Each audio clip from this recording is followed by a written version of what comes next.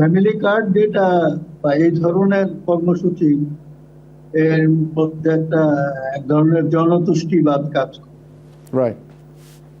এবং এটা একটা কমিটমেন্ট ছিল বিএনপি নির্বাচন সেফটি নেট যে প্রোগ্রাম গুলো আমাদের দেশে চলে আসছে নানান ভাবে, এটাকে তারই একটা এক্সটেনশন হিসেবে আমি, কিন্তু এটা আসলে দীর্ঘমেয়াদে খুব একটা কাজ করে না। এটা হচ্ছে একটা কোয়াসি রিলিফ প্রোগ্রাম। তো আমরা তো দেশ স্বাধীন হলো 55 বছর হয়ে গেছে, এখনো যদি আমরা এই ধরনের আধা রিলিফ প্রোগ্রাম চালাই তাইলে তো হবে না। জোরটা দেওয়া উচিত ছিল বিনিয়োগ এবং কর্মসংস্থানের উপর। আমরা আগের মতোই দেখছি যে সংবাদ শিরোনাম হয় যে আমাদের এত বিলিয়ন ডলার রিজার্ভ আছে। রিজার্ভ বেশি হতো আমাদের কোনো কাজ লাগে। আমাদের দরকার হচ্ছে যে বিনিয়োগ কি পরিমাণ। ব্যাংকে টাকা পড়ে থাকলে তো আমাদের কোনো লাভ হবে না, তো বিনিয়োগ হতে হবে। আর বিনিয়োগ না হলে কর্মসংস্থান হবে। আর বিনিয়োগ হবে না যতক্ষণ পর্যন্ত না বিনিয়োগের পরিবেশটা এনশিওর করা।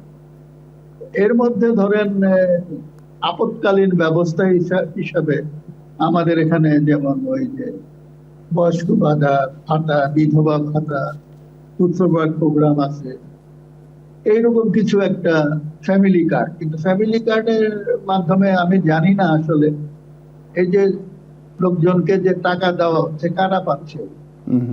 আলটিমেটলি কিন্তু এই সমস্ত কর্মসূচি কিন্তু নিয়ন্ত্রিত হয় তৃণমূলে ইউনিয়ন পরিষদের মাধ্যমে, স্থানীয় সরকারের। এখন স্থানীয় সরকারের মাধ্যমে হলে যেটা হয়, এখানে নানান রকমের লিকেজ থাকে, স্বজনপ্রীতি থাকে। এটা অতীতেও হয়েছিল, আমরা শুনেছি যে বিধবা ভাতা পেত কোনো চেয়ারম্যানের স্ত্রী, দুস্থ ভাতা পেত চেয়ারম্যানের শালীর উপর। এটাও যে এখন এরকম হবে না তা তো না। আমরা তো টেলিভিশন চ্যানেলেও দেখেছি যে একটা ফুল হাতে যাচ্ছে একজন সরকার দলের একজন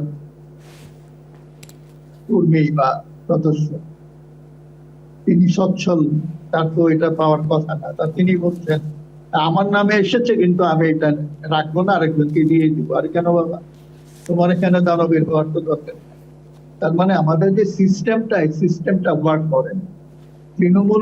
তৃণমূলে যে ইয়েটা আছে, আমাদের পাওয়ার স্ট্রাকচারের যে কি বলে, আমাদের যে সোশ্যাল পাওয়ার স্ট্রাকচারটা কাজ করে, সেটার মাধ্যমে রাষ্ট্রের পক্ষ থেকে যে বেনিফিট ডিস্ট্রিবিউশনটা, সেটা ভালোভাবে হয়নি অতীতে।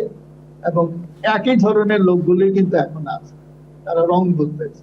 সুতরাং এইটা আলটিমেটলি খুব একটা কাজে দেবে বলে আমার মনে হয় না। এর প্রচুর লিকেজ হবে এবং এটা এখনই আমি মনে করি যে একটা মূল্যায়ন করে তারপরে আমাদের সামনের দিকে অগ্রসর।